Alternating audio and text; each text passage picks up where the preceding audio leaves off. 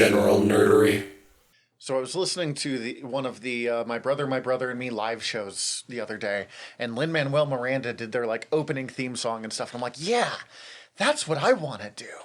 So look forward to the fact that I've given us very achievable levels of future goals of getting Lin on. Of not only are we going to start doing live shows, but we're going to get Lin-Manuel Miranda to do the intros. This is it's possible. I'm just aiming small here, you know. Just the smallest. Mm-hmm. I mean, we could get Lin next week. Oh, right? He listens all the time after our Hamilton episode. I would be very mad at you if I found out that we'd been getting Lin-Manuel Miranda and you just decided not to tell me. Welcome to General Nerdery. We're your generals of nerdery. I'm Zach. I'm Tyler. And I'm Danny. That's Danny. Danny's back. Does Danny have a rank? Oh, God, we've Private talked first about coming class. up with that. I feel like he should at least be a colonel. I mean, he works with you on Squirms. I dig it. And I mean, this is the official earVVyrm crossover. Dun, dun, dun. That's right. We are talking today, The Adventures of Brisco County Jr., and if you go listen to Frid Squirms on the day that comes out... Thursdays. Yes, Thursdays. I totally knew that in advance. You can listen to, still the three of us, talking about Bubba Hotep.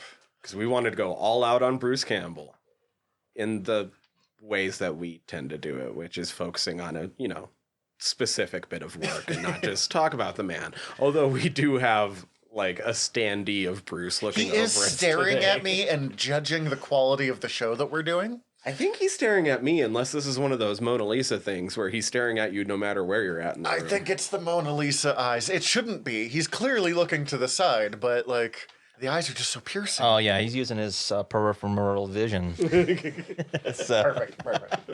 There's that. I guess. Well, we're gonna get to talking about Brisco, but we got things to get to first. First thing, this is the first official crossover, and with that, we have weird news that I'm not sure how much I can actually. I'm not sure how much I should say because it's not my project, but me and Danny are both involved, and it ties in rather well to the fact that we're doing Brisco County Jr. today. Upcoming, get excited to see two of the three of us in this room in a Western. You guys are doing a Western? I don't know how much I want to give away because it's not my project. We have news, but you can't know about it. Well, because like I know my role. I know what Danny's doing. Oh, me too. Yeah, I know. There's still bits of the script that are in the process of being written, but a coworker of ours has already done one short Western film that turned out, honestly, better than I expected for when, somebody just tells me they're going to go shoot a film over the weekend. Yeah. You know what I mean? Like okay. And especially considering like we're used to doing just a friendly reminder, which is not that. This is serious. And so we've both got roles. Mine's a bit more major. Danny's is a little bit more of a cameo role. Cameo. Starring Danny. It was weird watching this week and being like, I'm going to be wearing something similar to some of these characters. That guy. I'm kind of going to be maybe nobody in Brisco County Jr., honestly. It's okay, though. Well, no, I can tell you exactly which character I am, but I'm not going to do it on air. Okay. Because like I said, I don't know what he wants out there or not yet, other than I'm going to say that we're going to be in a Western. And it's going to shoot in about a month and a half, and I'll keep you all informed once it gets closer. Exciting. Yeah. I guess usually we do ingesting first, but that's kind of a perfect segue into news. So Our News-tastic 4.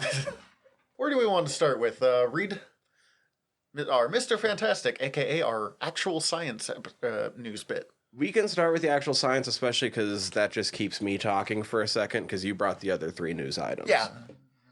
It's our real science of the week.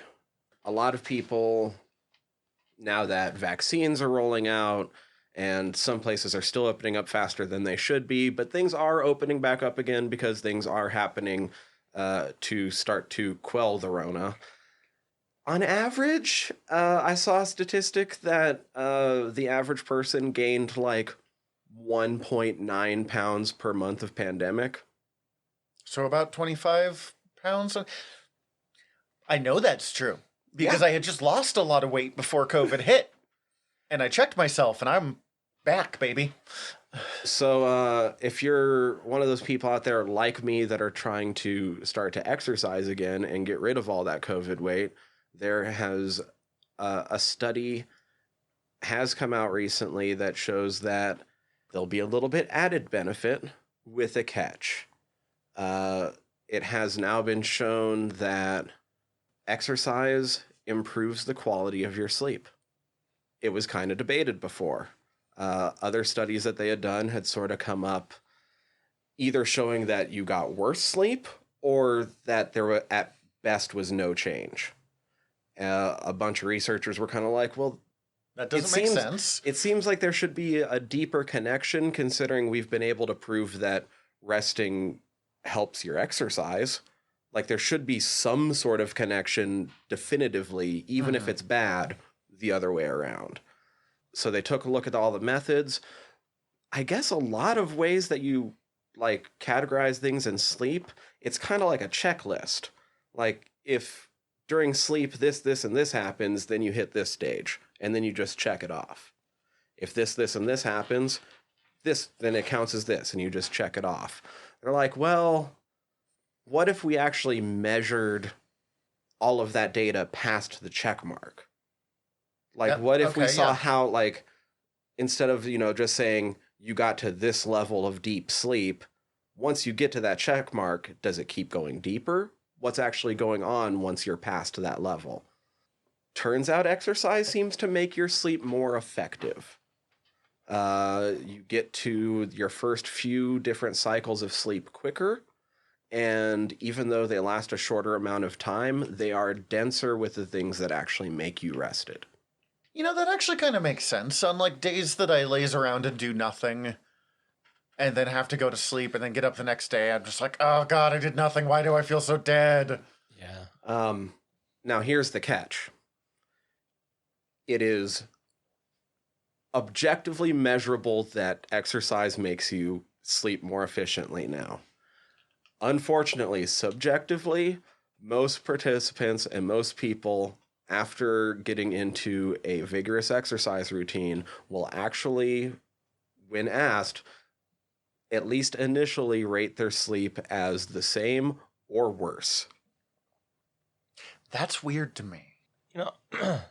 I can maybe attest to that a little bit in my youth because I played a lot of sports and I slept like dog shit as a kid and in my teens, whereas now, no problems. I have restless nights, but it's thought that it's just hard for people to really separate the feelings of still having body tiredness from the fact that you were exerting yourself I can with see that. the actual restfulness that you gained from sleep. You're like, oh, I didn't sleep so well. I still feel a little sore. Like, no, it's because you fucking... Okay, yeah, never mind. I can see that. So if you're starting to exercise again, it's helping your brain, even if you don't actually feel good about it. Also, if you're starting to exercise, be kind to yourself. Yeah. We have, on average, gained about 25 pounds as a nation, so, like, be kind to yourself. That too. But I thought I'd throw that out there, especially because, like I said, I'm hitting the gym again now that I'm all fully vaxxed. I'm not, but it's still... I get my first shot this week. I might sign up for the gym again, because I have a, 2-hour period a couple days a week now where I just have to kill time before I can go home. Mm-hmm. And the gym's right there. Yeah. And the gym close to our work's been doing a pretty good job of keeping everything nice and clean. All right. So that was my little bit of science news. All right, who do you want? Human Torch, Thing, or Sue Storm? Invisible Woman. Let's start with the Sue Storm. Okay. Marvel and Penguin Random House have announced an exclusive worldwide multi-year deal. Distribution deal. I am straight up reading Marvel's announcement headline right there. Badly. Yeah, I'm sure most people did miss that news, as that's what our Sue Storm usually is. So why we've talked about the differences in the way that things are being published these days compared to the past, most notably on DC's side. This is another major blow. Even just a year ago, as we talked about, Diamond distributors held a virtual monopoly on any comic book publishing. They had Marvel, DC, I believe Image, Dark Horse, like the top 5 or 6 companies. And then last year, when WB started getting more involved in what DC was actually doing and like paying attention to that, they pulled out of Diamond because Diamond was not a very healthy company. Is not a very healthy company, which completely changed up like the behind the scenes stuff of what the comics world is doing. And Marvel pulling out of Diamond is another step in that.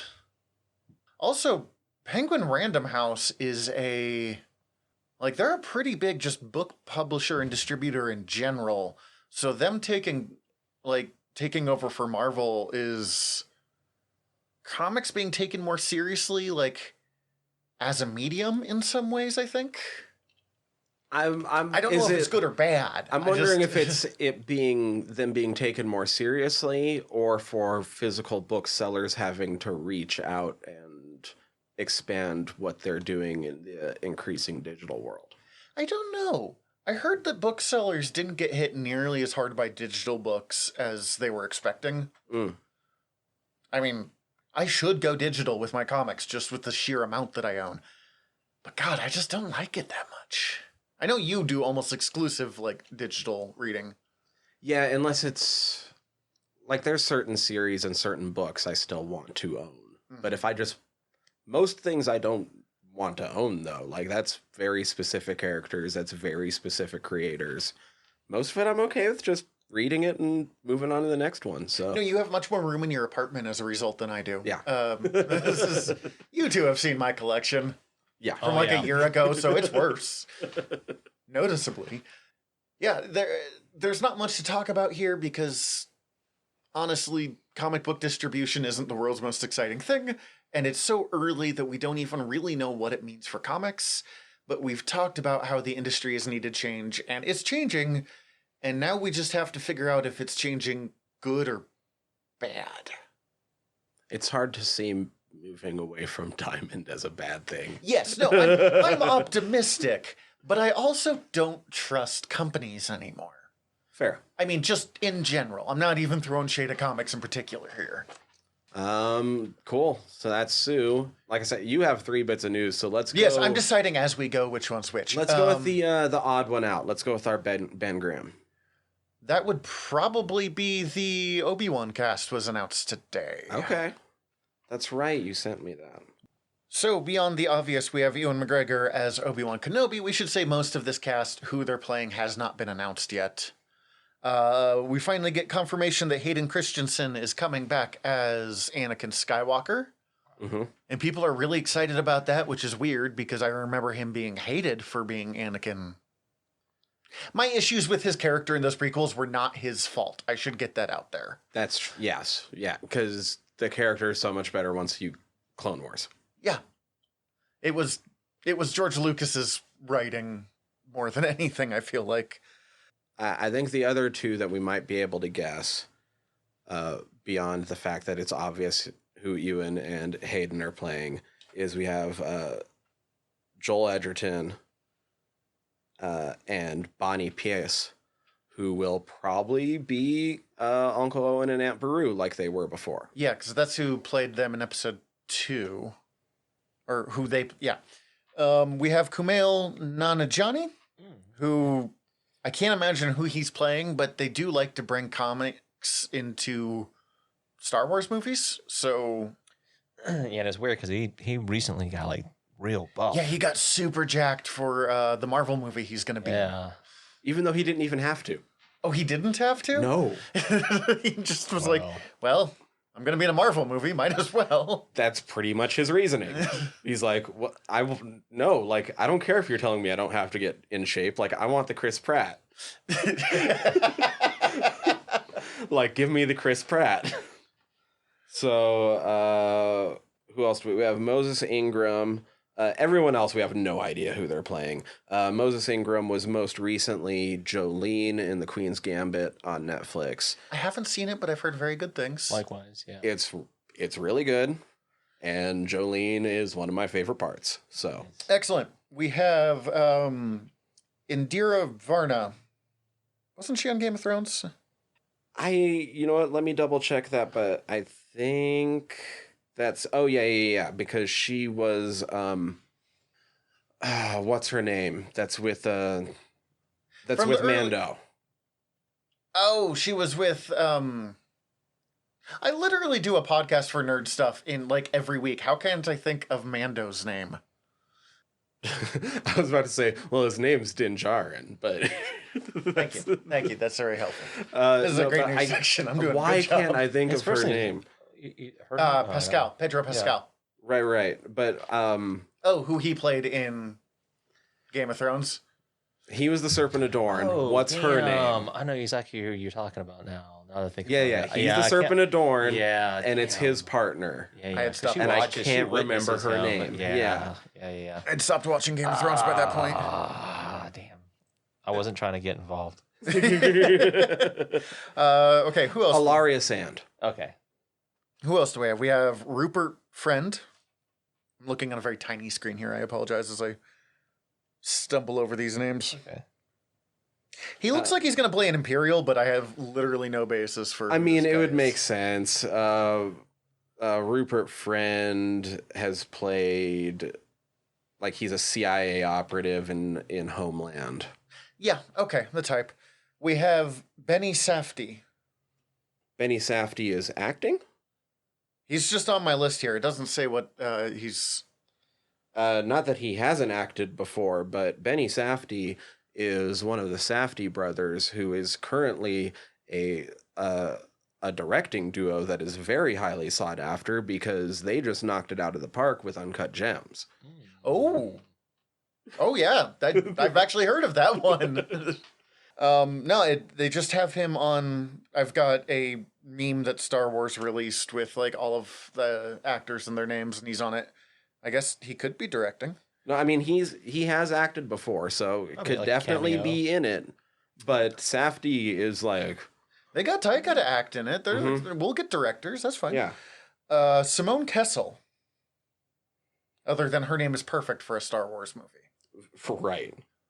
So, yeah, Simone Kessel technically goes back a ways. Like, we've all seen her because she's done, like, bit parts in, like, Xena Warrior Princess and stuff. Oh, so she's been there forever, but not a lot of huge roles. Right, but then more recently, I don't know, like, I think she was one of the leads in Terra Nova for, like, the season or two that it lasted on Fox. I vaguely remember that show. Yeah. Okay, cool. I mean, a couple other things, but it's still... I'm trying to find something that I might actually recognize. Oh, she is in an episode of Reaper. Reaper was great. I like Reaper. Yeah. Sung Kang, who I feel like I've seen in something, but I'm not placing... I'm bad with actors. I don't know why I keep trying this part. Yeah, Sung Kang is Han in the Fast and Furious franchise. Oh, okay. He was like the only part I liked about the Fast and Furious when I was at least Tokyo Drift. Apparently, I need to get caught up on those movies because they're supposed to be amazingly Popcorn. crazy and batshit past, like, number 4. Maybe we'll do an episode on it sometime. Because 3 was Tokyo Drift. Was bad. And then 4, they tried to make it kind of serious again and failed. And then from 5 on, they're like, well, we're just going to go crazy. And it's... What's to stop us? We're basically superheroes that drive cars. Supercars. And then last we have O'Shea Jackson Jr. O'Shea Jackson Jr. is Ice Cube's son. And we recently talked about him because he was in Godzilla King of the Monsters. He was one of the soldiers. Yeah, he was the soldier that we all liked. Oh, yeah. Also, didn't he play Ice Cube recently? He played Ice Cube in Straight Outta Compton. God, that's got to be weird to be like, hey, Dad, I'm going to play you. I mean, I know Ice Cube was involved in that, but like, hey, son, you're going to play me. Yeah, don't fuck it up. No pressure. Yeah, no, when I saw O'Shea Jack, I was like, yeah, I'm okay with this. Nice. Last piece of news. The Red Band Suicide Squad trailer dropped. And we watched it all right before we started recording. Before we recorded this. Looks fun. I mean, it looks like James Gunn doing superhero movies, or supervillain movies in this case. which is what they advertised the first Suicide Squad as, so yay. Yeah, I think my first thought on this was it's not as strong of a trailer as the first trailer from the first Suicide Squad, but that's not fair because that Bohemian Rhapsody trailer is, like you just said, stronger than the movie was. Like, that is an insanely well done trailer. This trailer, although maybe not being as great as that, makes this movie seem like it's going to be overall a lot better. And a lot more of what Suicide Squad more should be. Supposed to be, like, people should die in Suicide Squad. Right, like Harley was using Javelin most of that trailer, right? Like Javelin. Javelin's gonna die. I mean, Javelin's arm got blown off. He was like one of the first people in the comics to get messed up by it. We literally see like a second of Fillion as TDK, so he's probably dead real quick. Real fast. The original Suicide Squad comics, because I've read the first like 30 issues or so, it's actually really good, but it is sort of like darkly funny as opposed to just like real super serious storytelling, which is kind of where they went wrong in a lot of adaptations I've seen. Danny, you're not as familiar with Suicide Squad. What did you think of the trailer? Just from the trailer itself, it felt like it would be like a fun movie experience. Like, I expect over the top kind of, theatrics, so to speak, probably a lot of dark comedy, shit like that, So I felt like that would be a good movie to see with a group of friends. I could see that. I'm curious how violent it's actually going to end up being, because we get to see in the King red Shark gnawing a skull. Not just that, but there's a slow-mo King Shark ripping someone in half. As someone who really loves like every iteration of King Shark, that alone kind of makes the movie worth it, just to go watch Sylvester fucking Stallone play King Shark. Voice King Shark. And played by Steve G. Nice. Who seems to also be one of their handlers. I'm not sure what this guy looks like, so he was the guy with the glasses on the radio. Oh, okay, yeah. Yeah. That's who's physically representing King Shark on set. We don't get much of what this movie's going to be about, but that's okay. We don't need, I don't need to know what the villain's plot is. Right, so Thinker doesn't seem to be part of the group. At least not initially. Right, they're either rescuing him or run into him on accident, which would almost be funnier. Thinker being played by Peter Capaldi, who is best known for playing the Doctor on Doctor Who, and is another reason I'm very excited for this. He looks so good in a creepy way. They're invading Corto Maltese. Okay. And we see motherfucking Starro. Yeah, Starro being the first Justice League villain, and Starro being a giant purple psychic starfish. I love that sentence. He's the perfect comic book villain. I hope Rooker doesn't die too quickly. Oh, he's super gonna die. Look at the amount of attention that just beyond the fact that James Gunn loves Rooker and please be in everything, and let's give you emotional tracks that fucking Savant of all people probably doesn't deserve. Right. I love his that little intro of him bouncing the ball around that was cool. It was very Bullseye, which is kind of what Savant is, although I think Savant's gay in the comics, although I don't remember. Not important to what I was thinking of there. Just, representation. But he was in Birds of Prey, and he was kind of a Bullseye character, but he looked way more intimidating as Bullseye than any of the attempts we've seen at bringing Bullseye into, actual Bullseye into movies before. Right. I have to imagine Mongol dies quick, because I don't even think I noticed her in the trailer. I saw her walking at one point, especially because it's Weird Mongol Jr. Yeah. Mongol. Whatever sexist feminization of Mongol they come up with. And considering that, Bloodsport and who's Pete Davidson playing? Blackguard seemed to be almost the same character in the trailer. Pete Davidson's totally dying really quickly. Well, and nothing against Pete Davidson, but when you have Pete Davidson and you have Idris Elba, and you have to kill one of them, sorry, Pete. But I think the thing that stood out to me most from the trailer is I understand why they're giving Peacekeeper his own miniseries. Because they're just Because letting John Cena was astounding, even for those, like, if I had to eat every dick on this beach for liberty. Some of the best depictions of Peacekeeper in the comics is when they're treating him as, like, I mean, that actually was a really accurate representation of it, of he's really intense, but just absolutely insane. Like, you talk to someone and, like, 3 sentences and you're like, oh, you're a couple steps to the left. Okay. Yeah, I'm so excited for that. I want so much more Peacekeeper already. And Weasel. I never thought that I would see Peacekeeper done comics accurate on the big screen. Like, we've mentioned this a few times. Every time I'm like, we have topped, like, what comics are ever going to come to the screen. And they're like, let's have Rocket Raccoon. Oh, that was fun. Let's have motherfucking Peacekeeper. Wait, this is the fun part. Explain to Danny the premise behind Peacekeeper. Peacekeeper is a man who loves peace so much, he'll kill for it. Yeah. That's his tagline. That's his fucking tagline. I like that. I like that. I don't, like, he has a gun and was originally kind of like a futuristic Flash Gordon hero, but with a gun, I think. Inspiration for comedian in Watchmen. Mm-hmm.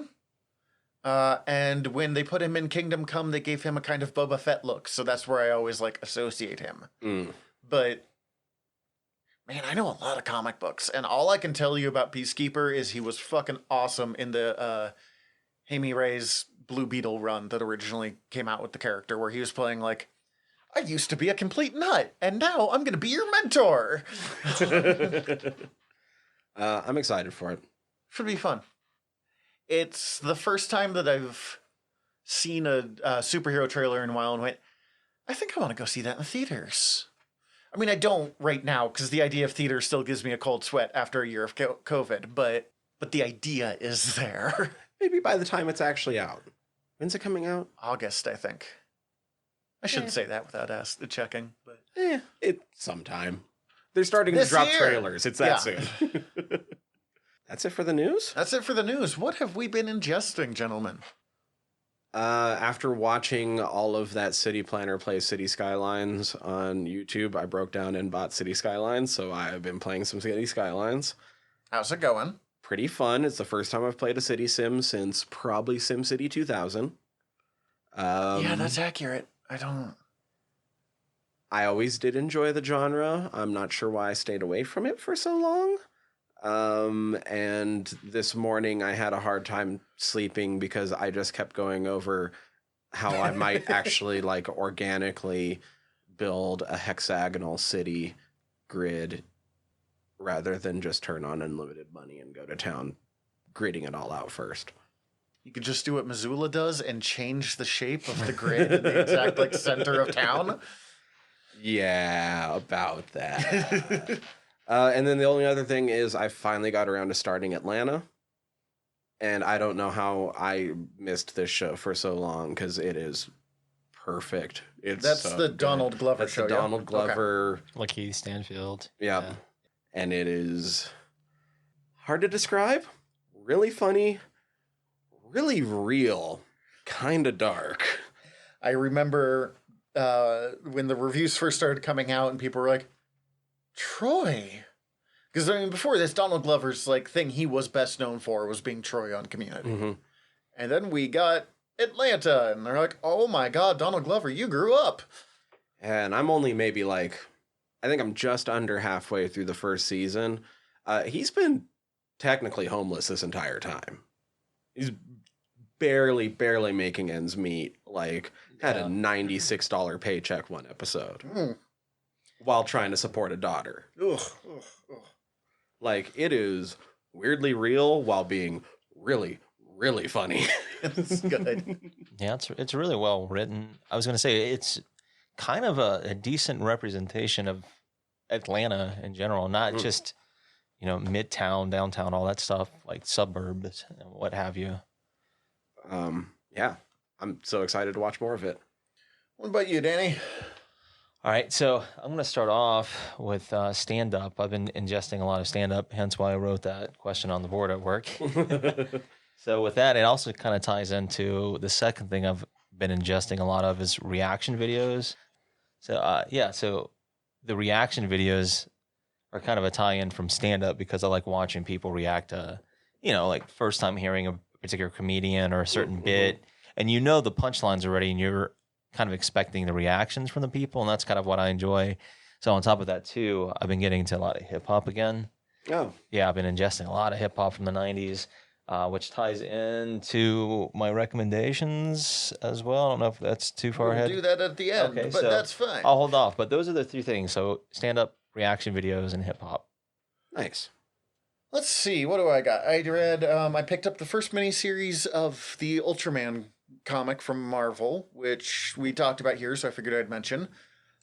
I think it's good, but I think it's good from I have absolutely no experience with Ultraman and didn't even know what the storyline was before picking up this. So, it was an enjoyable miniseries. Is it a good Ultraman story? I have no clue whatsoever.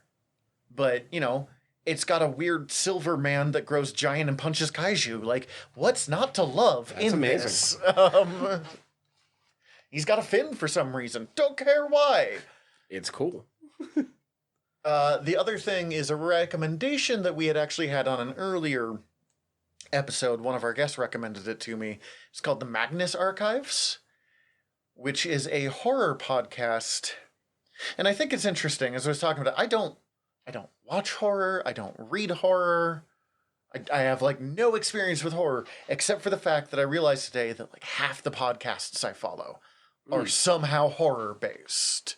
Either quote unquote true horror stories or just whatever weird creepy shit someone decides to get out in audio format. And I'm sure you guys would find it, you guys do your horror podcast as nothing, but they did this episode, it's half hour long, about a woman that gets trapped underground while she's caving because the caves are I hate that. changing. It is one of the most uncomfortable things I have ever heard in my life. We talked about that not too long ago on Frid Squirms when we talked about the movie The Descent, and fuck that noise so bad. Yeah, I'm good. No.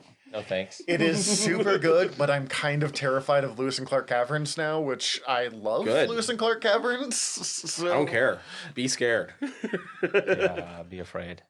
The earth hates you. For those who don't live in Montana, the Lewis and Clark Caverns are I think our first state park, and are super creepy but beautiful underground cavern cave tour. I'm just thinking about that. Nope. I'm good. I mean, there's other things. There's a guy that goes skydiving and the ground disappears and he's just falling forever in an endless sky. Okay, that's fun. And I'm okay with that. Yeah, no, it's still super creepy, but it's it's not just disappearing into the bowels of the earth. I mean, losing my bowels. It is super good. It is real uncomfortable. Sounds like it.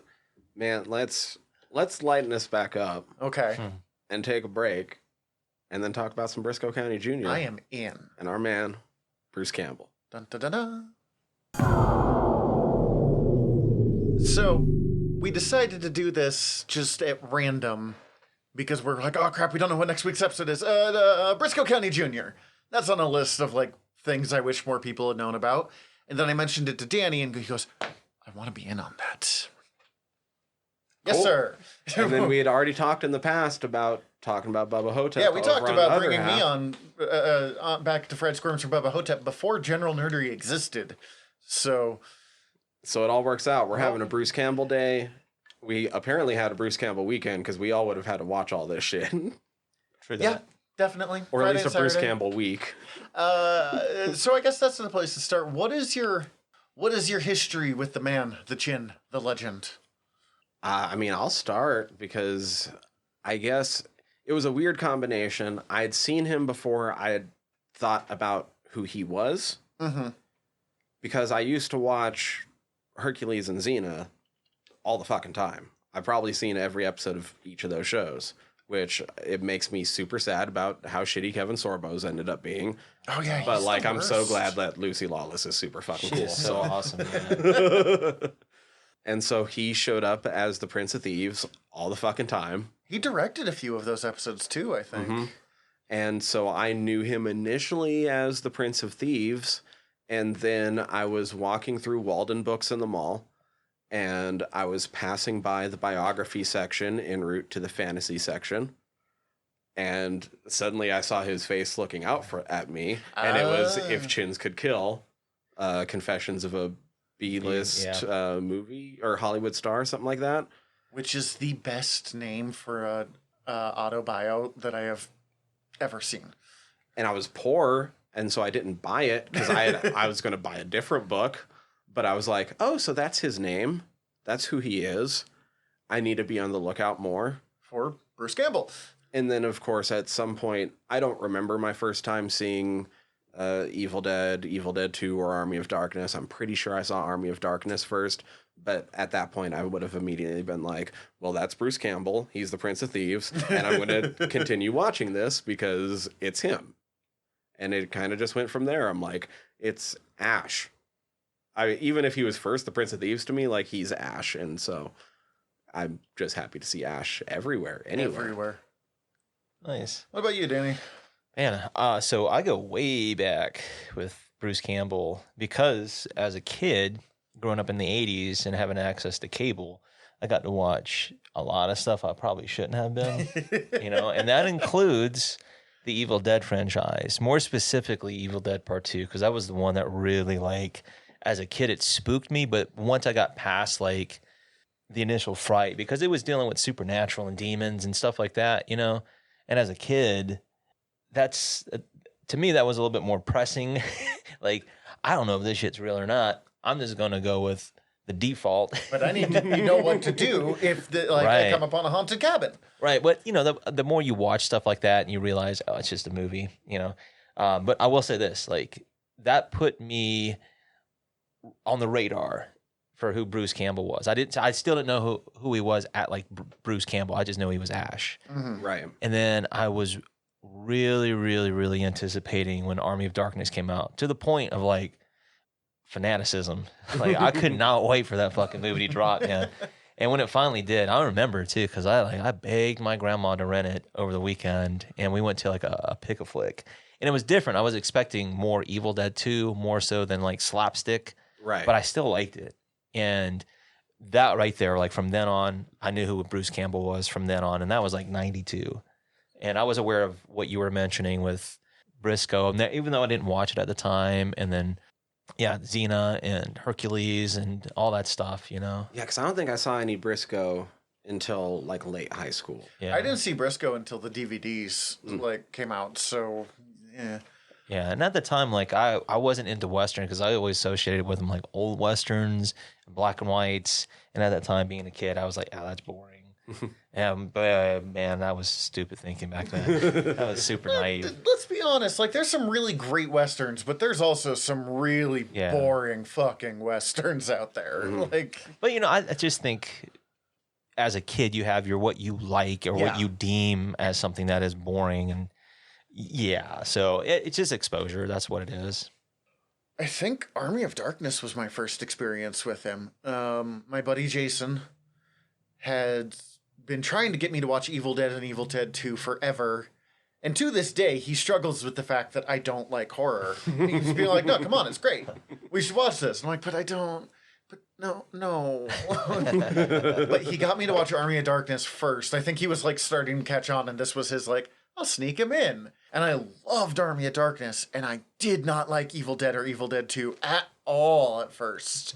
I've picked up some appreciation for them over the years of like, okay, these are pretty well done movies, but... It's off of Bruce for a second, but in the same vein of these movies, where are you on, like, Dead Alive? I don't think I've ever seen it. Peter Jackson. Peter Jackson, yeah. The only non-Lord of the Rings Peter Jackson I've seen is King Kong and Meet the Feebles. Oh, wow. Oh, okay. Yeah, so... Well, which was an a lot. experience. Yeah, Meet the Feebles is something else. Same guy who I was just talking about here was like, "You like the Muppets? We're gonna watch Meet the Feebles." Like, Wow. you son of a bitch. Best friend in the world. Love him to death. He's an asshole. But we watched Evil Dead, and then watching Bruce Campbell movies when we found them became our thing. And that was right around, it would have been the early 2000s. So it would have been the period that Bruce Campbell was going through his sci-fi original movie phase. So, you know, Bubba Hotep wasn't that, but we discovered it around the same time. My Name is Bruce, Alien Invasion, which is a remarkably bad film. Guan you, Guan me, Guan D. Sorry, I love My Name is Bruce. My Name is Bruce is amazing. Man with the Screaming Brain. Yeah. Yep. Which I even got the comic adaptation of that. I picked up at one point Make Love the Bruce Campbell Way, which was his fake autobiography where he like punches out Colin Powell and saves America. Hell yeah. I mean, we've mentioned it a couple times, but we also, like, my love of Ash extends to the fact that we have Ash in the room with us. So Oddly, I have never seen past like the second or third episode of that. I started it and I got onto it was an episode where he's trying to prove that the parents are secretly Deadites. Oh, yeah, and, okay. They're like, stop being weird and awkward. And those episodes stress me out. Like that, just that story type. I like it. So I was like, God, I'm not feeling this right now. And I just never went back. And I keep being like, but it's Bruce. And also Lucy in the second season, if I remember. Yes, so being awesome. oh, Yeah, God, she I mean, has just a in general. killer role in Yeah. the series. I like it. I still haven't finished the last season. I didn't either. I got like halfway through the third season. I'm bad with shows like that, man.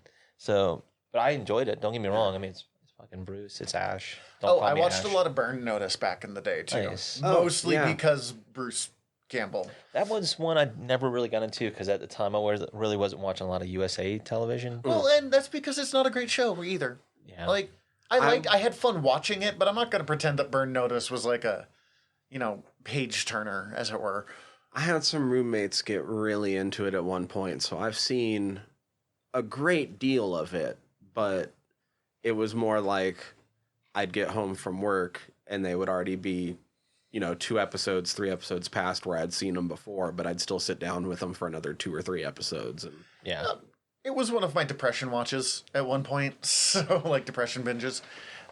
So yeah, pretty much if Bruce Campbell's in something, even if it's not going to be a kind of movie I like, I'll be like, yeah, okay.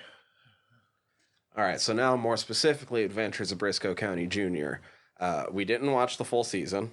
No, that's too many episodes for us. We sort of went about this like when press are given episodes of a TV show to preview to then write articles to like sell the public on, it's usually like 3 or 4 episodes. Mm-hmm. So we watched 3 episodes, and we're going to try to tell you to watch Adventures of Brisco County Jr. We're probably not as good as some of the people that do this professionally. Also, we're trying a little late, like almost 20 years late to get more people to watch this. But almost 30 years late at this point. almost 30, you're right. God. Gosh. Ugh. Honestly, watching it, one of the things I felt, though, was like this show Holds up. not just holds up, would probably go over better now. Oh, 100%. Yep. Probably go over better now. They would have required it to be a little more gritty Western, while this one was very much like a love letter to like old 60s Westerns, it felt like to me. They might not have been able to, considering how weirdly meta it was, and meta is also still in. Mm-hmm. And you don't necessarily have to gritty up meta. That's true. Yeah, it would have been a little more self-aware, but it was already pretty self-aware of what it was doing. And that's the thing, that wasn't... I mean, I remember shows in that time period. Like, I can watch this now, and I understand why it got a season. I don't know. I don't understand how it got a full season of hour-long minus time for commercial episodes. I know. It's pretty awesome. That seems insane to me, looking back on it. Not in the sense that I don't like it. Just, No, but it was just too weird to live in 1993.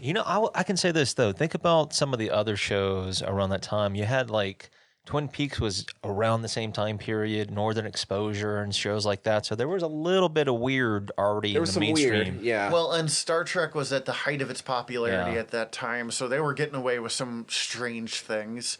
I think part of it was just the amount of pull, because like the people who wrote this had just done Indiana Jones and the Last Crusade. Like, we're hired to make a show after Last Crusade was popular. man kneels before God. Yes, exactly. Thank you. Thank you, Sean. Where did you come from? The grave, I guess. Yeah, I forgot he died. Okay, that was weird. Whoops. But in a similar way of, Indiana Jones or even Star Wars, they're like, hey, let's make something that kind of feels like the serials we grew up watching. And I guess let's give it time travel. Well, here's the interesting thing. And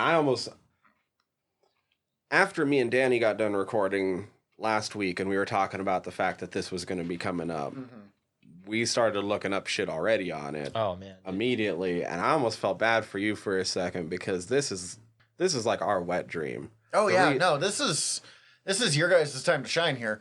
The reason our show, Frid Squirms, is set up the way it is because we love character actors. Oh, yeah, a lot. And love seeing when they pop in to these different places and just sort of the weird web of film and TV that you can weave through these journeyman actors, not necessarily like big stars. Absolutely. And just the first episode of this fucking show, dude. It's kind of mind-boggling. We've been talking about Bruce all this time. I know you love the character.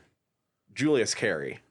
Oh, man, he's so good. When you learn that was Sho'nuff, That's the Last Dragon, I'm like, what? See, I've never seen The Last Dragon. You're right. So. So Lord Bowler, right. This is what I was getting at right before because you came in and I was watching the last episode.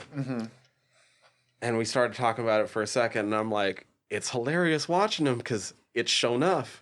Dude, he's so And I was good. going to ask you, I'm like, did you ever watch Barry Gordy's Last Dragon? I don't even know Oh, what my it gosh, is. man. So the Shogun of Harlem himself. Yeah, for real. Okay, yeah, I can see where that comes from. Before we dive in, let's talk a little bit about, do we want to talk about Lord Bowler here, or do we want to talk about actors and then dive into the... I mean, however you want to make this flow, I'm going to try to make sure I have the episodes in front of me, actually. Let's go through the actors first, and then we'll... Okay. I've got a few people written down that I found really interesting. Like the person who plays Professor Albert Wickwire. John Aston. Dude. Gomez Adams. Fucking Gomez What? himself. Isn't that John Sean Astin. Astin's dad? Yes. Oh. I that believe makes so. sense. I'm gonna double check that just to make sure I'm not talking completely out my ass, but I don't think there's that many Astons in Hollywood. No, I can't imagine. It's not a super common name. I was reading about this, and they were like, they wanted to hang out with John Astin, and the way they figured out how to do it was to hire him onto their show. That's so awesome, man. All right. Billy Drago. Oh, so John Aston is his adoptive father. Right. Oh, okay. I did know that. I didn't know that. Yeah, his biological father was named Michael Tell. Okay. Yeah, I'm trying to think who his mom's pretty famous. too. Patty Duke. Yeah. Yeah. Right. And she, through the marriage, he adopted. Yeah. And Helen Keller herself. It's crazy, isn't it? Yeah. All right. So another person, like I said, Billy Drago is John Bly. We've talked about Billy Drago in a whole different manner on our show. He's big time horror character actor. Yes, he is. I can see it from everything about his movement. He is kind of to me, I won't say quintessential. That might be a little too, praiseworthy. But he does such a good job as a villain that you could stick him just about in any movie as a villain, and it would be halfway decent just because of him.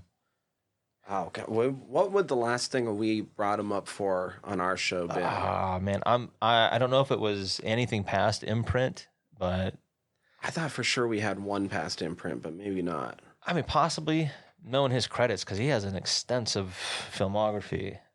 In this, he was kind of, what if David Bowie was a cowboy? That's a good take. Like the That's big actually a flowy really good shirt take and the on it. hair. No, you're absolutely and right. I mean this in no way as an insult. He is such a good, weird villain in this. He's almost, which I think is perfect because of this show's kind of background anyway. He's like a comic book villain. Mm-hmm. Very stylized. Like, he's not in your face, You could put him in an issue of Jonah Hex and have it work perfectly. Change nothing about him. I know what we talked about him on Hills Have Eyes remake. Oh, yep. Because he's Papa Jupiter. You're right. So, scratch that. but still, once again, villain. Mm-hmm. Really good villain. Papa Jupe is good. Dude. He has the eyes for it. earVVyrm? Dude, yes. earVVyrm as Brisco County. Another one that was in... Okay, what was he? Because I kept being like, I know him. He's the gunny. Yeah, I say one of the movies I should not have been watching as a kid was Full Metal Jacket. And I literally would watch from the time that, what's his face? D'Onofrio's character goes to boot camp until, Mm-hmm. and that's when I would cut it off because it's like, ooh, now it's getting real. I just liked hearing the cussing from earVVyrm. Like, that was the best shit for me as a kid, hearing that. He also would have been, the coach in Saving Silverman. Yeah. I'm glad you brought that up. That movie's so he plays good. the Jander's dad on Scrubs on one point. Like, that's the weirdest cut for me to suddenly be like, I know who we're talking about. We ate her. You ate her. Yeah, Perfect Crime. He did all those military shows too. Yeah, Mail Call on History Channel was real fun. About Full Metal Jacket, though, maybe the only actor that Kubrick never made do a retake. That is wild. That's wild. Well, he got the job because he was just actually a drill sergeant. So he just did douchey drill sergeant stuff. Yeah.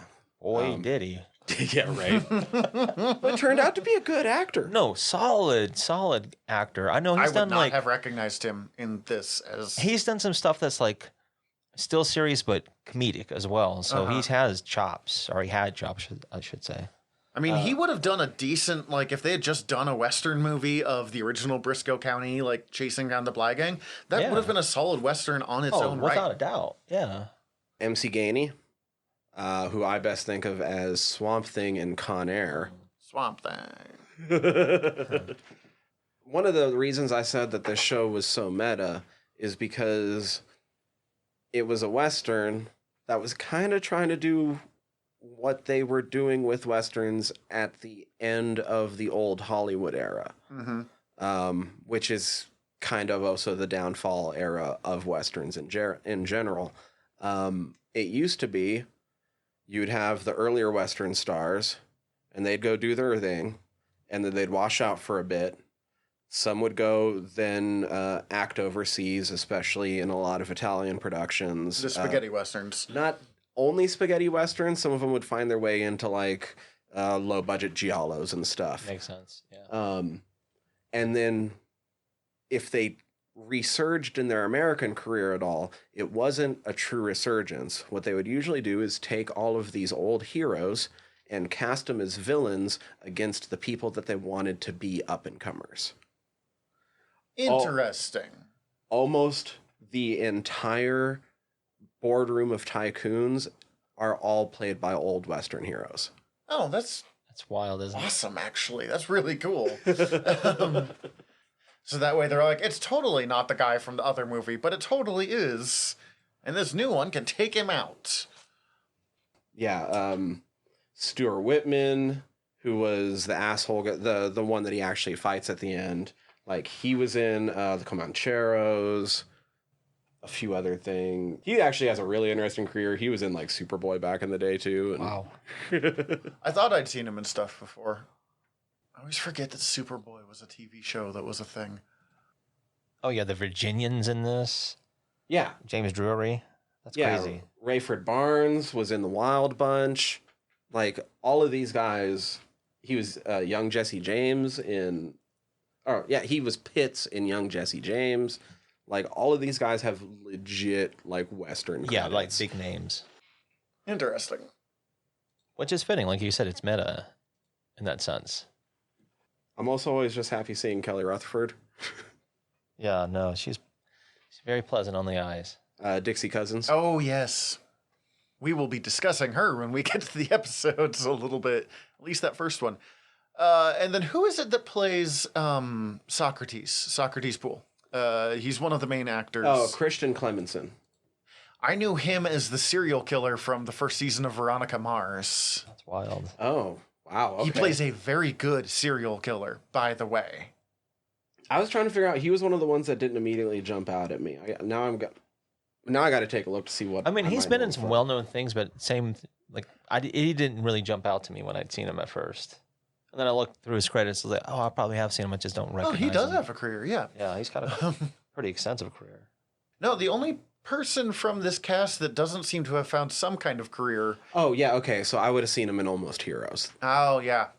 The only one that didn't seem to have much of a career is the inventor's daughter, who was only in the first episode, who was also on like Saved by the Bell, the college years, and then retired. Yeah, and Tremco. Did you read about what happened with her character on the show? Like, she was supposed to be the love interest of Brisco County Jr. That was clearly what they were setting up for in that first episode. But because of what we already mentioned, Dixie Cousins, like, there was more chemistry there. So she was written in for the entire... Oh, well, I don't know. Like, she wasn't in every episode. She's in like 7, I think. Right. Mm-hmm. She fucking slays it in this show. She's fantastic. And now that you say it, truly better chemistry with Bruce. Doubt. She was so horny for him every moment, but not in a way that like shamed her for being horny for him. No. Which I really appreciated. Yeah. It's like very nice. So the kind of weird elephant in the room is that this is barely a Western. This is a pretty good sci-fi show. No, it really is. This is a sci-fi show with Western trappings. When people first tried to explain it to me, they were like, "Oh, this is, it's kind of like Firefly before Firefly." And that's accurate and not at the same time. Right. It's like the inverse of Firefly. Yes, where Firefly's primarily a sci-fi show that they put some like Western flavor over. This is a Western show. This is the exact opposite of what you just said, so I'm sorry. But this is a Western show that then adds in sci-fi elements. Like, first and foremost, this is, 1893, the Old West. But also, let's have weird magic power orbs and rocket cars. Yeah, and even getting into the types of stories that I usually associate more with sci-fi than Westerns.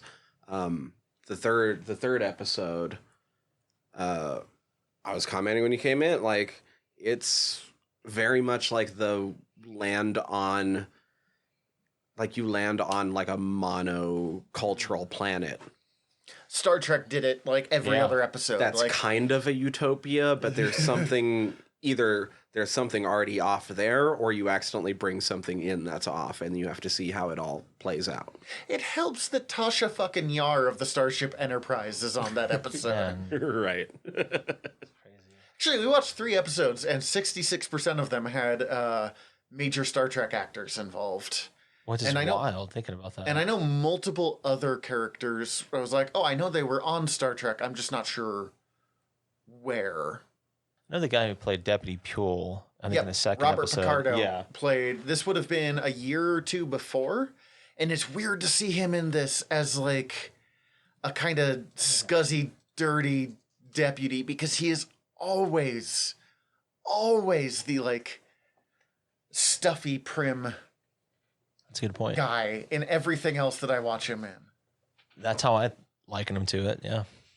So of these first 3 episodes, I think one of my first takeaways that I want to throw out there critically from me is you only have to watch either the first or the second episode, and you don't necessarily have to watch them both.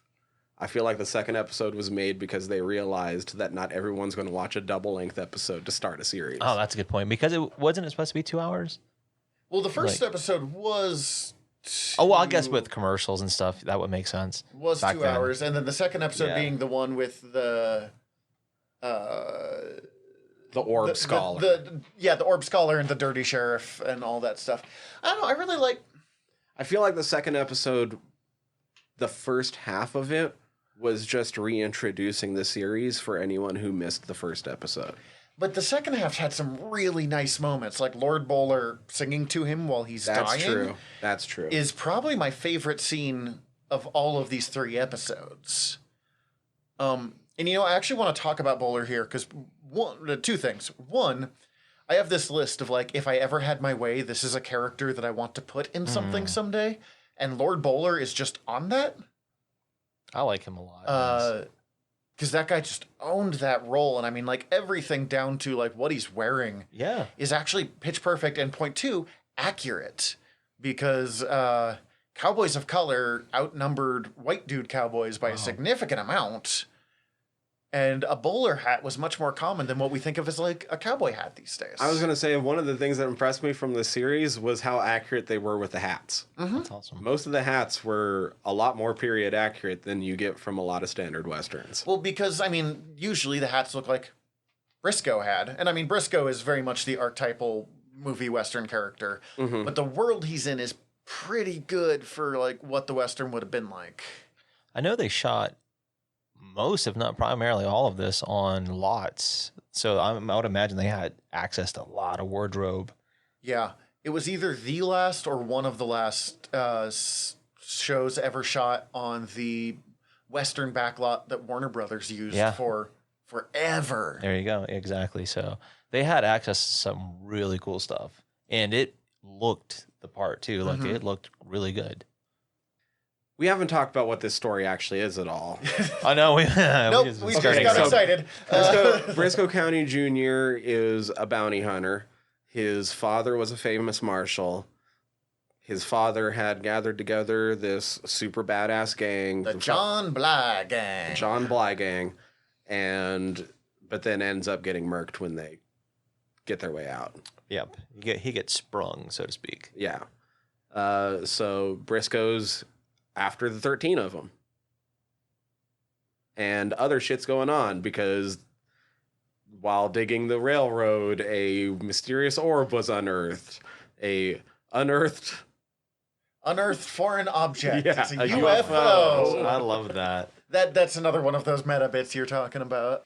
And so, like, it's giving people superpowers at times, and It's It's 90s playing- sci-fi MacGuffin. Like, Yeah, it's like it's playing on, the good and evil and what have you. Yeah. the power of the orb. And of course, it had to be Chinese people finding it. I'm like, oh. You know, it's interesting of, like, on one level, I'm like, this is really problematic depiction, particularly the Order of the Burned Foot or whatever it was. Yeah, like, the scarred foot. Yeah. James Hong. So bossing him in this. Holy cow, it was awesome seeing James Hong in this anyway. But as much as I like James Hong, like, some of this was really problematic, but also being like, the railroads were made by Chinese workers that we treated like shit. Absolutely. So, like, actually calling that out in the 90s was pretty good. So it's a toss-up here. And kind of calling it out even more by being like, I called them and they slaves at got one them point, I think. freedom. Cool. Like, they got their freedom. Expression. Yeah. Which I had to look into that. I don't know if you guys checked that out or not. Because there was times where some of those barons were calling, they were like, the coolies found. And I'm like, what? What does that even mean, coolie? So I did look it up, and it was a term they used for like indentured servants, slaves, Chinese slaves. But the etymology goes back to Hindu and or Turkish, and it's like with a K for Hindu is like kuli, and a Q, kul, in Turkish, but it both means the same thing, that slave. So I was like, well, they were pretty accurate, at least in the terminology, but I was like, that's interesting. Yeah. So that is the weird twist, though. There's an orb that is doing other things beyond him just having to go out and get revenge. Oh, very supernatural bent, but it lends to like the sci-fi element It that is this the show worst presents. prop on the entire Oh, it show. really is. It's like so silly, man. It's like they spray painted gold an undersea mine from the Incredible Mr. Limpet. That's funny. Okay, see, I thought it looked like a sex toy of some kind, but like I wasn't sure what it was supposed to do. You're both not wrong. Like, this looks dirty, but I'm not sure why. It's Yeah, a very holder phallic. for all the golden dildos that they're pulling out all that the time. glow The blue and glowing. lightning you. So great choice. Good. That'll be fun. Well, look, Show Enough grabs one and it turns red for his glow. That would See, be, he's seen the yeah, movie. yeah. I know the reference. I know the reference. Yeah, He's got the glow too. that's funny. So Brisco, The Adventures of Brisco County Jr. is evidence number one that Bruce Campbell should have been a leading man star throughout all of the 90s at least. From everything I can tell, part of it is I don't think he wanted to very much. I think he wanted it a little bit, but not, he'd always get to the edge and be like, Well, because he talks about in one of his things that his fans very clearly, they were like, he's like, I've done this mainstream movie, and they're like, that's great. He's like, I've done this really weird fucking movie, and they're like, we're in. So, and it's the stuff that he talked about enjoying more too. So he's like, well, I'm not making like crazy good money, but he's worth several $1 million. He is comfortably wealthy. And he gets to do whatever weird shit he, like, honestly, when it comes to Hollywood, he's kind of got, like, the goal.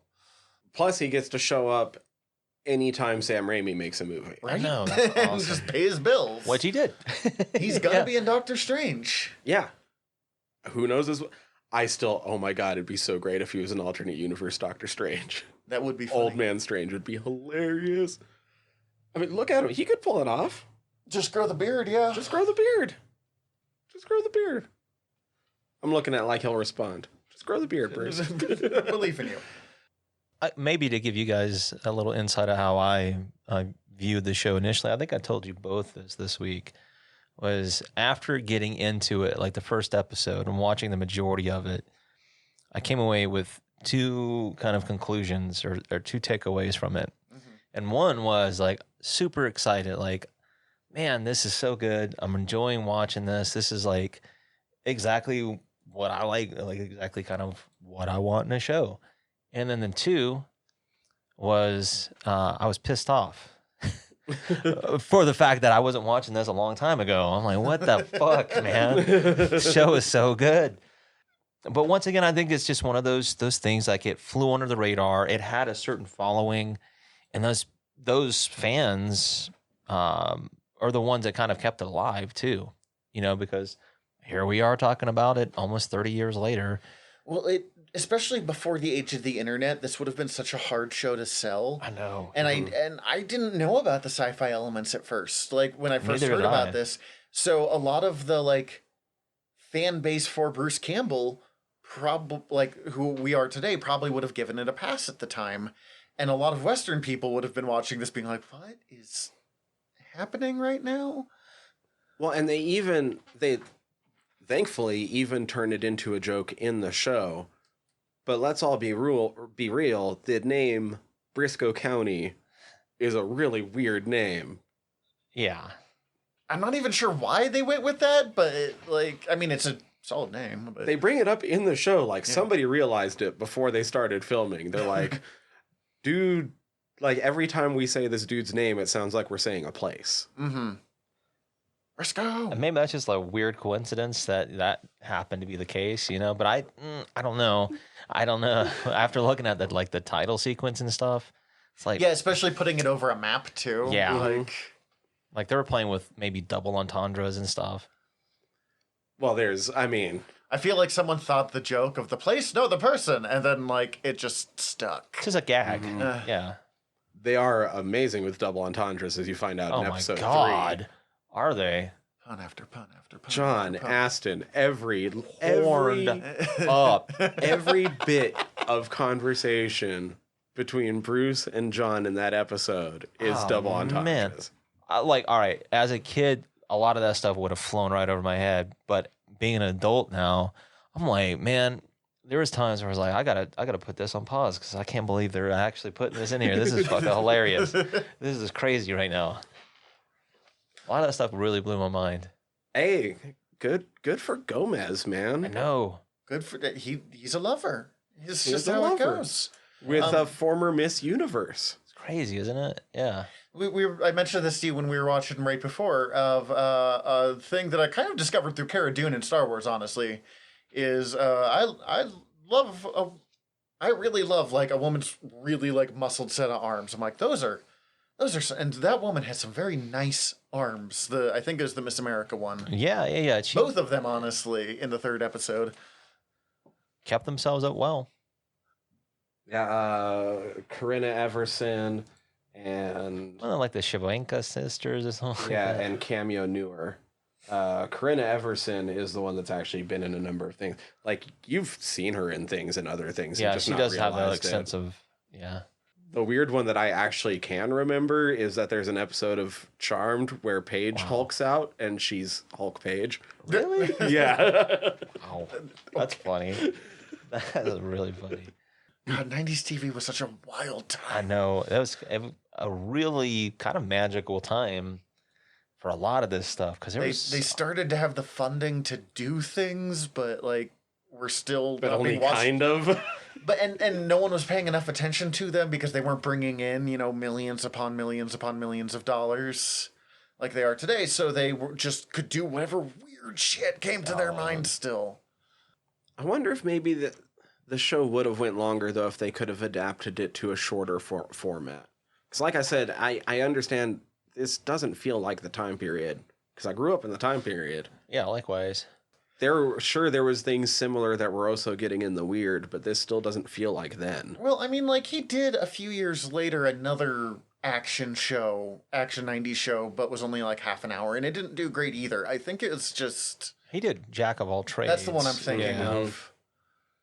Which I haven't seen Jack of all trades. I've meant to. I was reading about it. It's like a time period piece, and it seems interesting. Like the premise is very interesting, but once again, I was aware of it, but never watched it because I was a kid at the time. I was into other stuff. It kind of struck me as similar to Brisco County of like, anachronistic things happening in a period action comedy. I will say, I think the first episode, like the two-parter, feels too long to me. Yeah. But the other two, like, I actually I really like that, like, 45-minute time period for an episode of a show. I feel like I like it now, but TV writing is different now. It certainly is. A lot different. I don't know. They felt long to me. See, I watch more Star Trek than anything else, so... I can say so this. much. The one thing I did like, in terms of that, how they broke the episodes up too, was by putting like parts in them, I liked that. and like Part adding, the first part, like, and then chapter putting 2. like puns in there, and that was all intentional anyway. Well, it all kind of reminded me too of the, especially the first, because I think the ones in all the first episode, maybe through all the episodes, it all rhymed. Did they all rhyme? Yeah, they were. I don't know if they all rhymed, but I do know there was like jokes. Because that's like the first season of Batman 66. Mm-hmm. All the episodes are two-parters, and when you put them together, they rhyme. That's I awesome. wonder if this would have been better if they did, like, as you said, shorter and then done two-parters, and you could have really kept the serial feel. I don't think I would have liked them as much. They're just harder to, like, binge that way than, like, one-and-done episodes. And, But, yeah, huh. I don't know. I just liked seeing young Bruce.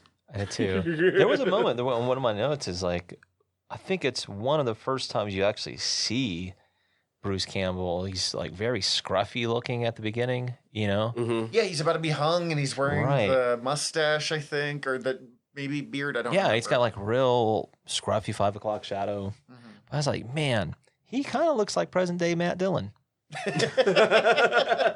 yeah, a little bit. It kind of took me aback for a second. Kind of did. And then of course he cleans himself up. I was, oh, there's the Bruce I know.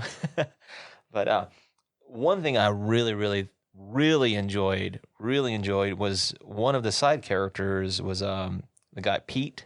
He's a part of the gang. He was the one that was very outspoken. Right. Like he had an opinion on a lot of stuff. But the scene I liked was when the guy was painting, the big boulder or whatever, and he was giving his critique on it. I was like, this is like, that would never happen. But the guy's delivery, and I was The like, writing was perfect. that's what I'm right saying. there. Now, here's the interesting thing. The guy who was playing the painter is actually one of the writers of the show, Carlton Cuse. Oh, he's like one of the main creators of the show. Right. And I was like, because I was like, that was a good scene. I actually really enjoyed their dialogue. It was kind of clever. Hughes being like, I want this one. Just Yeah. give me this one. I was like, that's a really interesting scene that I was not anticipating in this show at all. Which lent some humor to it and gave these characters a little bit different depth, They didn't just feel like throwaway characters per se. Yeah, it fleshed them out Right. a lot. Yeah, Otherwise yeah. It would have been It extremely gave them personality. forgettable.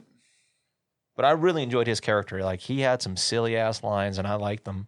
That is a thing I like in TV when they do completely, like, out of sync, weird scenes where it's stuff that no one would ever say. Yeah. But they play it with such heart and realism that you're like, oh, okay, like, I know.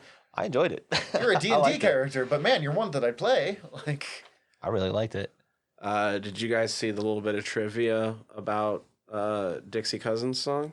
I read a little bit, but I can't remember off the top of my head. That song was originally written for Marilyn Monroe to be performed all the way back in 1954 for one of her parts.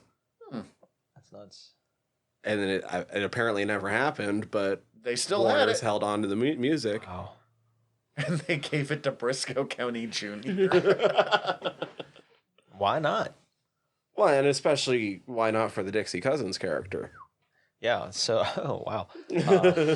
One thing I found kind of interesting, but like just interesting was Dixie Cousins, as I mentioned earlier, was so clearly like, I'm going to sleep with Brisco County, and her boyfriend in that first part did not seem to care at all.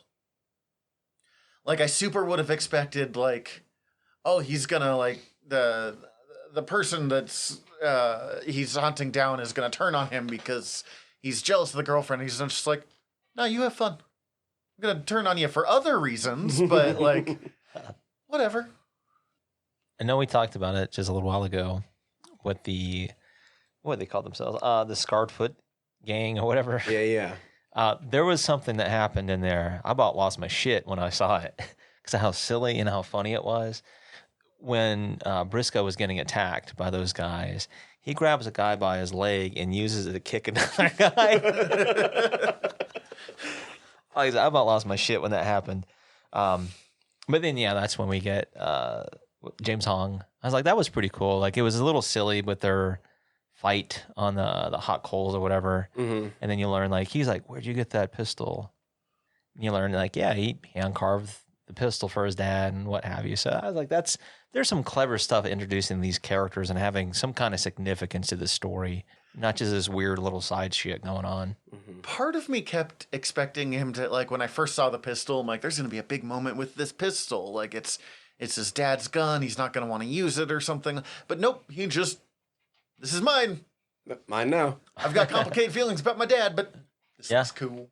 I'll take that. Yeah, thank you, Dad. I was also expecting him to be much more, like, bent out of shape about his dad, but then anytime he's like talking about his dad, he's just like, my dad, he was great. I was ready for him to die and whatever, but he was great. I have a feeling that was probably just not the kind of show they were looking to make. Yeah, perhaps.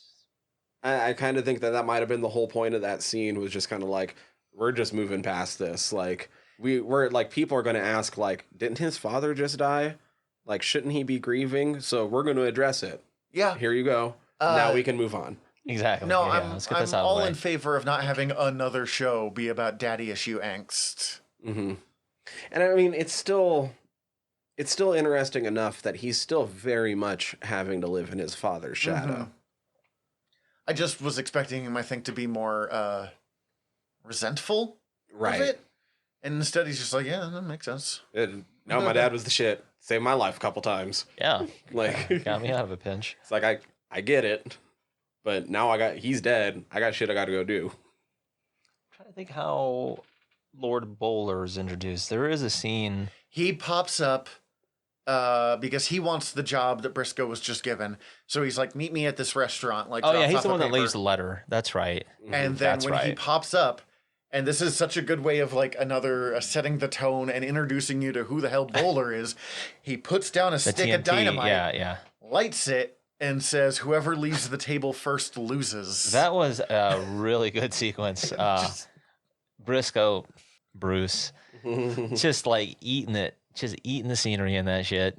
Just taking his time with the menu. I mean, so is Like, Bowler, yeah. who is just No. growling at him the whole time. The whole like, three at the table. I mean, specifically those two, of course. But I just liked it. I liked everything about it because it's something that you've seen before.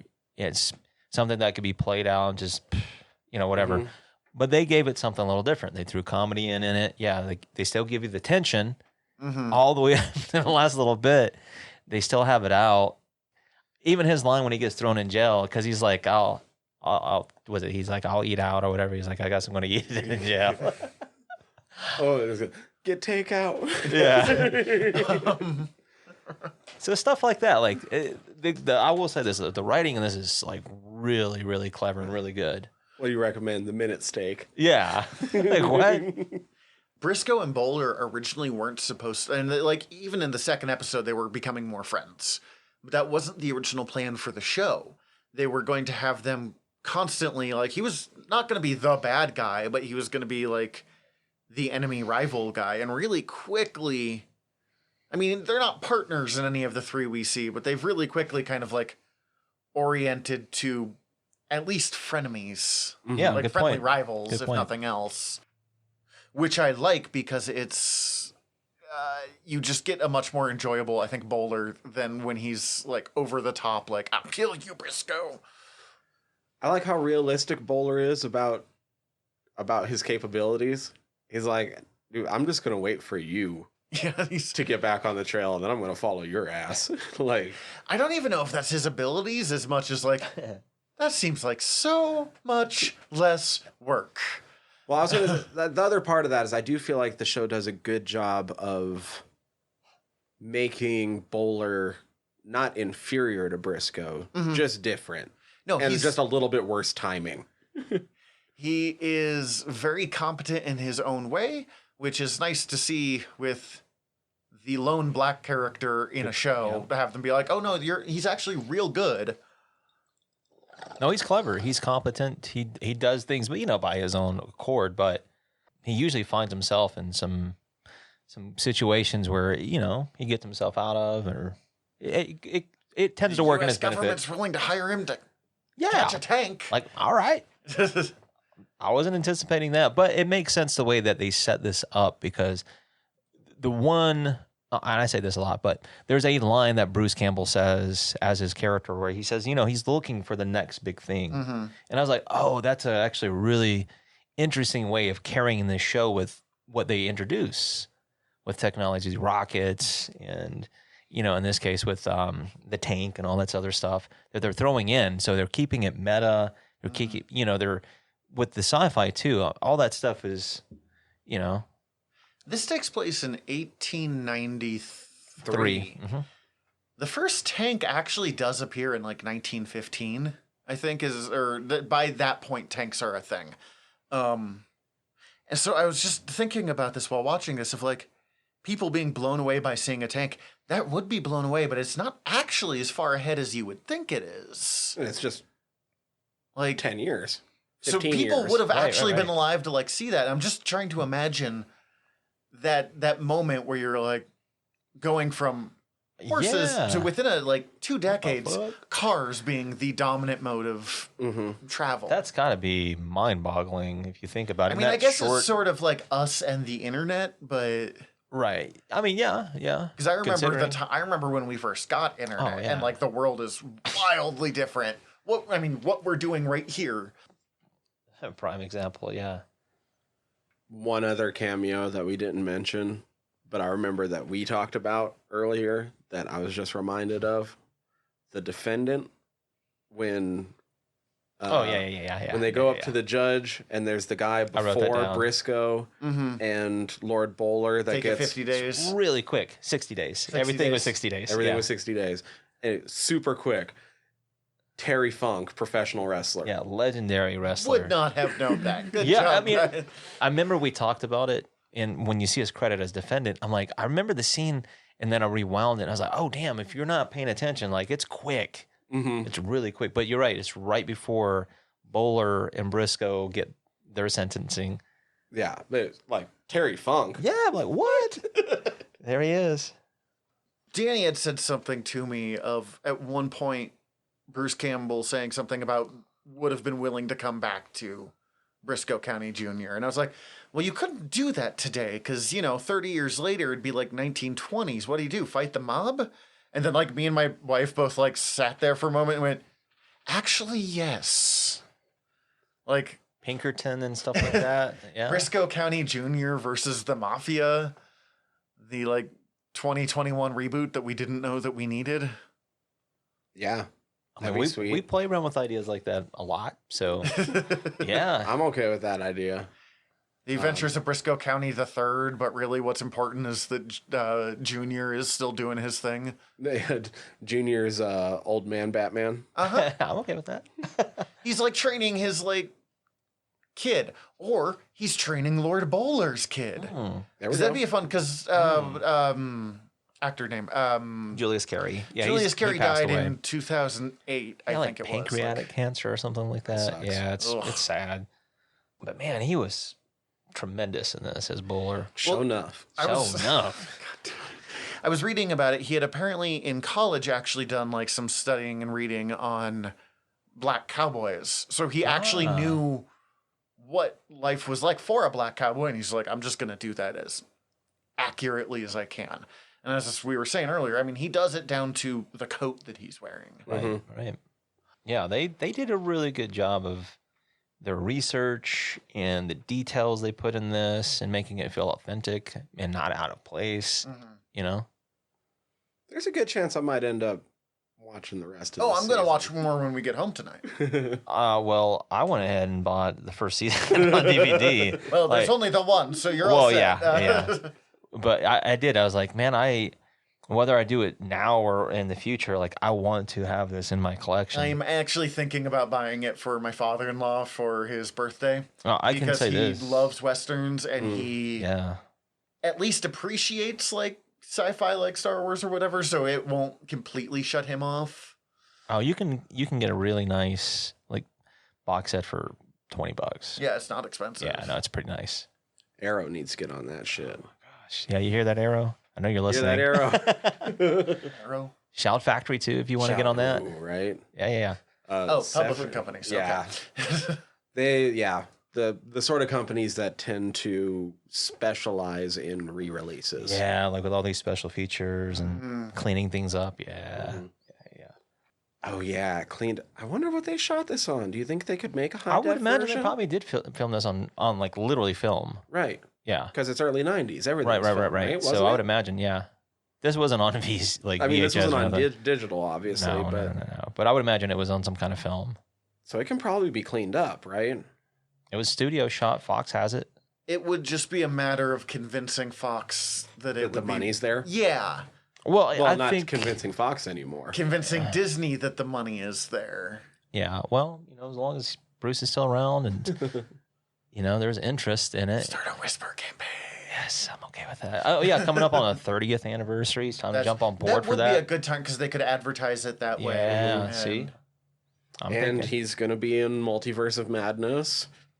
Come on, universe. I'm still not happy about the Disney monopoly that exists. I'm but not if it either, does but- bring a second Bruce Campbell renaissance, I'd love then that. you know what? I will deal with that. My name is Bruce 2. I'm cool with that. I was gonna say Bubba Nosferatu and the 500 Vampire Women, but he left that project before they even gave up that project. And actually, we'll talk about it more next episode. But Ron Perlman almost replaced him on it. Wild. But Wild. listen to Frid Squirms if you want to hear about that one. Do we have anything more on Brisco, or? Oh, yes. Okay. Yes, We do. Yeah, I do, man. I love this show. So just doing a little research I do, and man, I get a little fanatical with notes and stuff like that. I was writing down timelines, like when this aired, thinking about the network it was on, Fox at the time, and it had a Friday night time slot, right? Okay. So Was it in the death slot? yeah. So that was already, even though the first 2 episodes got like really good ratings, right out the gate. Then of course it started taking the proverbial tank. But what really stood out to me too is thinking about like how much I think X-Files kind of owes credit to this show, because X-Files came out like almost right after this show was taken off at the time. And there were so many parallels of what was going on in the storytelling. I mean, of course, there's more supernatural and all that other element to the X-Files, but there's some interesting things that there are some parallels with. I feel like the way that stories are told, the writing, because that television style of writing is unique for that time period, right? It doesn't stray too far, especially mainstream. So little stuff like that. And then we've already talked about all these different people coming into the show, but like I said, I wasn't really anticipating it to be like really enjoyable. Like I love Bruce and all this other stuff, but everybody that was cast in the show, Denise Crosby as the sheriff in the 3rd episode, like I said, the sexual innuendos and all that other stuff. I'm like, what? Wasn't expecting that. Well done. Right. I'm still blown away. And so you have all these little different story arcs going off too. So it keeps it even more interesting because it's not just following Brisco and his adventures. You have all these other little side characters doing their things, and they come back somehow, which keeps it intriguing. You know, it keeps 5 cents a ride adds up. Yeah, it keeps that's pretty funny. But even little stuff like that, like Comet. I know we haven't even touched upon that horse. Oh, Comet's the best. That was so funny. It was like, yeah, he doesn't know he's a horse. Just play it complete straight from there too. Right. The picky about the green apples and being like, no, I promise you red apples are just as good. Right, right, yeah. And then Bowler doing his Mr. Ed stuff in there. I thought that was good. Like all that little stuff, all of that. There's a charm to this show that, man, just unfortunately it didn't hit at that time period, but you never know. Like you never know if this will ever come back around. Even if it doesn't, at least it exists. Mm-hmm. I think the audience is there now.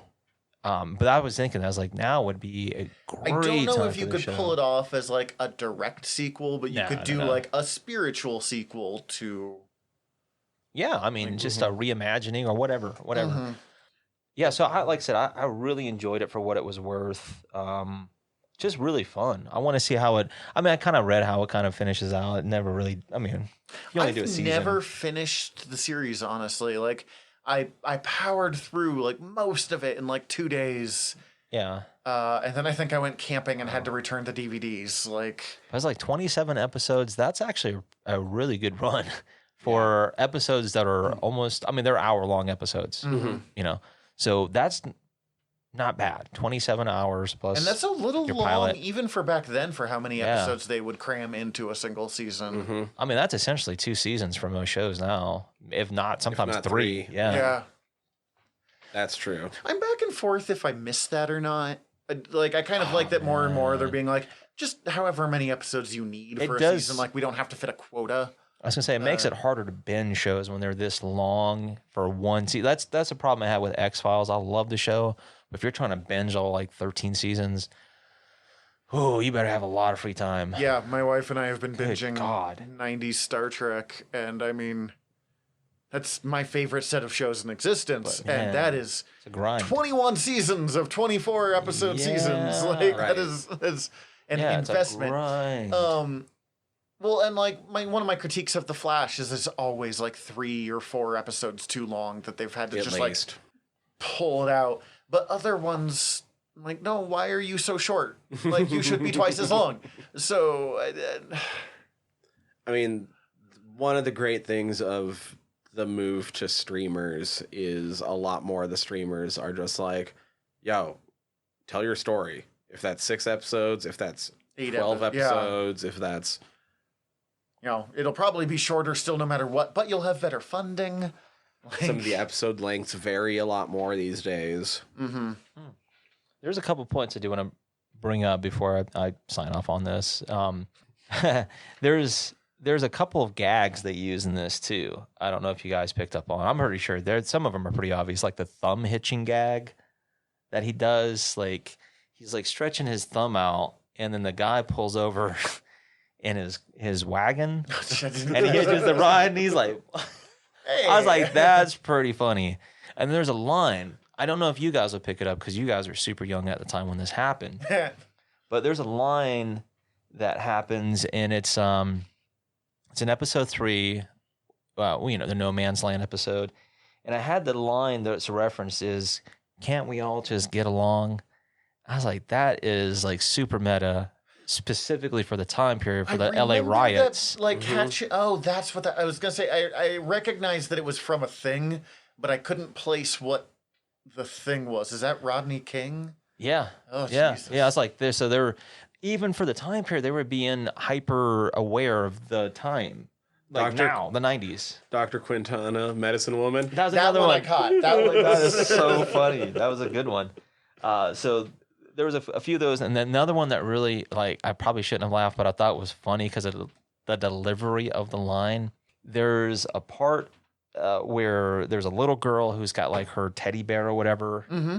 And I think, was it the tank that was coming through town or whatever it was? No, the building was on fire, and he had to come grab her before it blew up or something. Oh, right. Right. All right. So it was like right after that, just those two on camera, and the little girl's like, I've got to go to the bathroom. He's like, I know what you mean. Very charming. Just like, yeah, I'm like, just little stuff like that. I'm like, man, this is so good. The deliveries. That's one thing I liked about Brisco, and he had a couple lines like that across this, where someone would tell him he'd be like, "What? You don't have this thing?" And they're like, "Oh, well, it really brings down bullet deaths." He's like, "I can't actually argue you on that." Like, he was very willing to. Yeah. Even you're not wrong. The thing I was like, wow, I can't believe they got away with that was the scene where he and Dixie are rolling out of, their cart. Oh. And they're stuck in that position. She's like, let me get that for you. He's like, whoa. Nope, we're good. Like, wow. Yeah, he takes the guy's badge off. He's like, you're stepping down. Then he punches him. Guy goes through the chute. So stuff like that. Like, I like that one because they called it out at the moment, too. Lord Bullard being like, that was really over the top. that was dramatic. Like, man, I hate the fact that this show is so fucking good, and it only survived for that one. Has heard of it. It's sad. I feel bad, but once again, it's kind of his trajectory in a weird way. Mm-hmm. Even if it was popular, we would have probably missed out on all the other stuff that followed. So it's just kind of weird how that kind of stuff works out. When last year we did a Red Dwarf episode. And it was one of those, like, most people don't know about this show. You should check it out. And someone told me afterwards that they were like, oh, God, I started watching Red Dwarf after, like, that episode. So I'm kind of hoping the same thing happens here. Yeah, so I have more people to talk about this with. That is so good. And I think knowing our friends and people who have certain taste in shows and whatever, this is going to be right up a lot of people's alleys. Like, not just fluffing this show up. Like, I earnestly think that way. Mm-hmm. Took the words out of my mouth. Yeah. Do we have any last thoughts on? Watch it. I was gonna say. We always end it with watch it, but do it. Do it. Do it. What are our different recommendations for the week? I can go first this time. Mine is a very specific Conan the Barbarian story. It is the only one that is ever written novel length. The original title is Hour of the Dragon, but it was rewritten by, I believe, Elsbrog de Camp as Conan the Destroyer. And if you can, find Hour of the Dragon. Howard's words are better when someone else isn't being like, this is what he meant to say.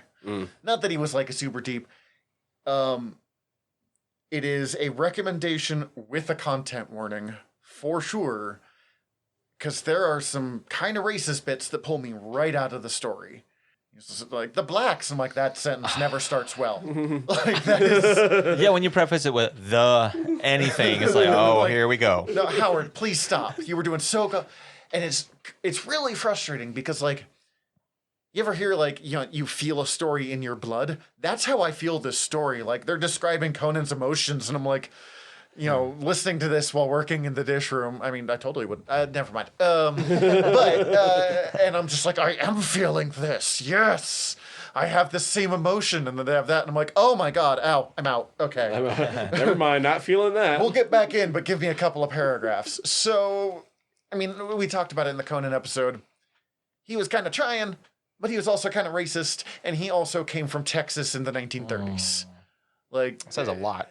It is So this is a very good book. If that is a thing that's going to bother you, 100% this is not a good book for you.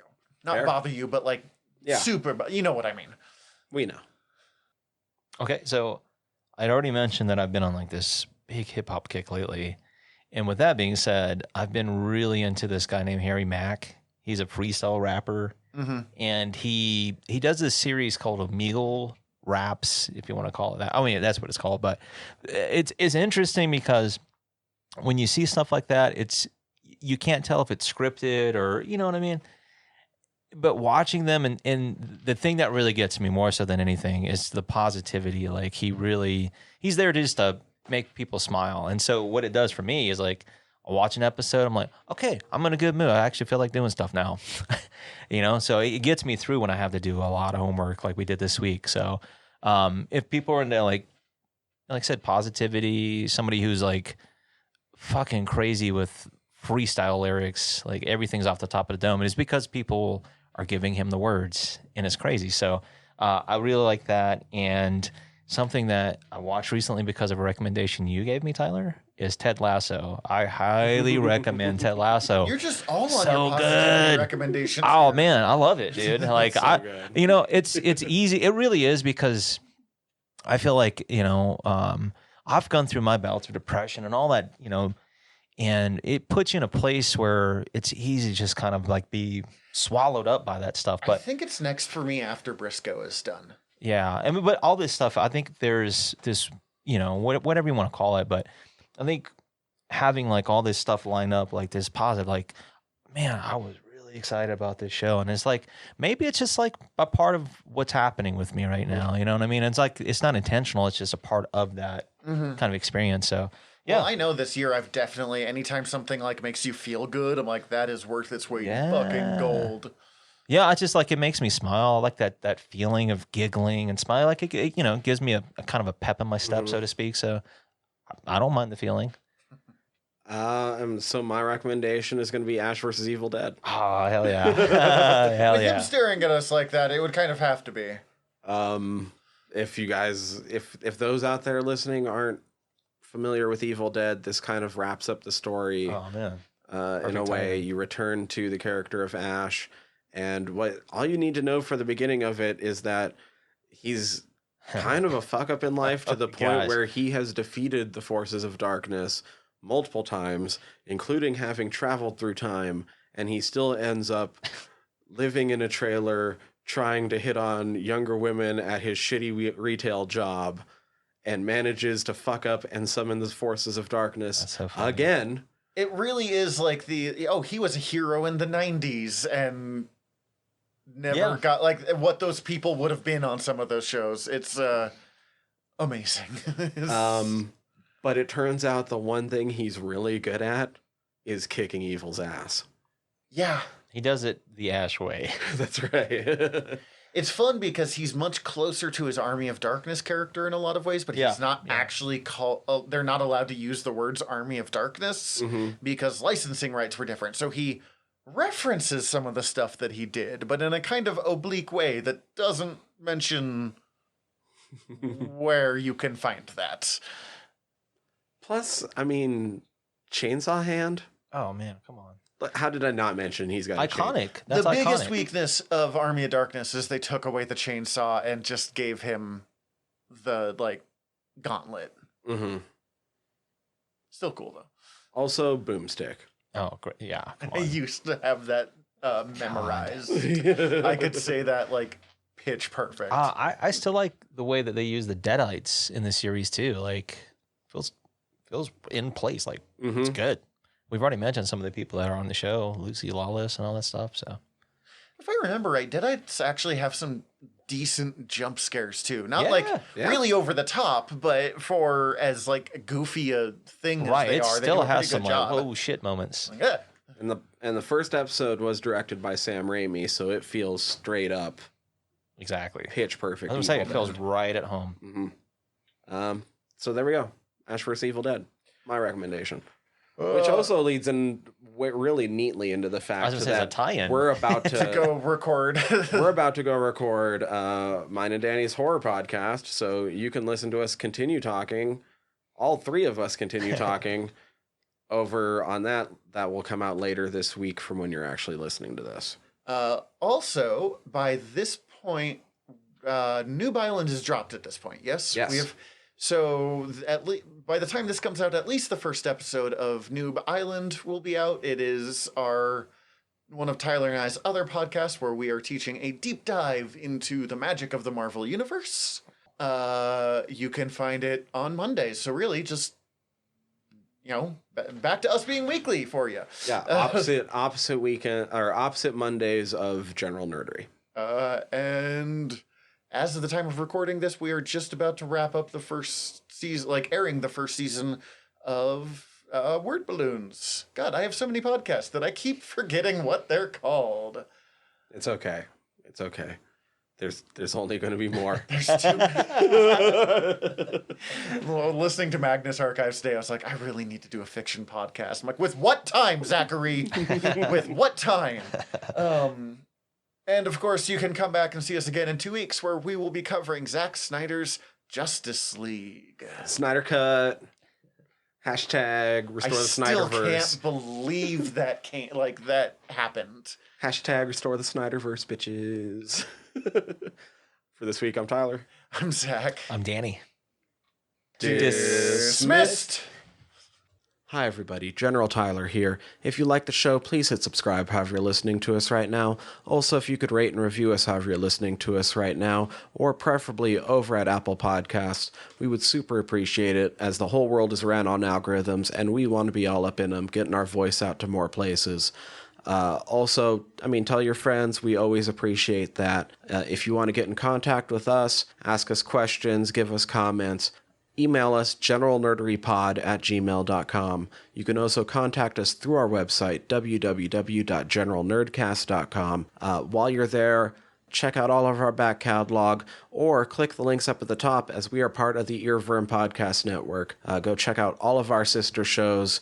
We're involved with most of them, so if you already like listening to us talk, it might be in your best interest. And if you want to check out everything from the network, head over to earVVyrm.com, earVVyrm.com.